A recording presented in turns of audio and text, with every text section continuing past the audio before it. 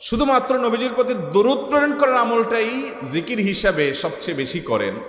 দোয়া হিসাবে যদি এটাই আপনি সারাদিন করতে থাকেন তো আপনার জন্য যথেষ্ট হবে, আল্লাহর কাছে আর কিছু না চাইলেও চলবে।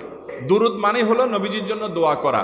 ভাই, আল্লাহ তার হাবিবকে রহম করবেন, আপনার আমার দোয়ার দিকে আল্লাহর তাকানোর কোনো ঠেকা আছে?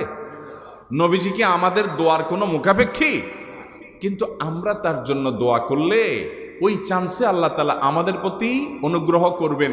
একবার না, আপনি নবীজির প্রতি একবার রহমতের দোয়া করবেন, একবার দুরূদ পাঠ করবেন, মান সাল্লা আলাইয়া মাররাতান সাল্লাল্লাহু আলাইহি আশারা।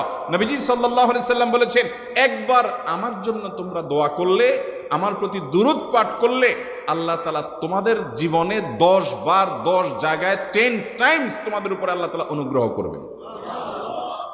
আপনি টেরও পাবেন না কত জায়গায় আল্লাহ অনুগ্রহ করেছেন, আল্লাহ বাঁচাই দিয়েছেন, একটুর জন্য শেষ হয়ে যান নাই। ওই যে দুরূদ পড়ছেন,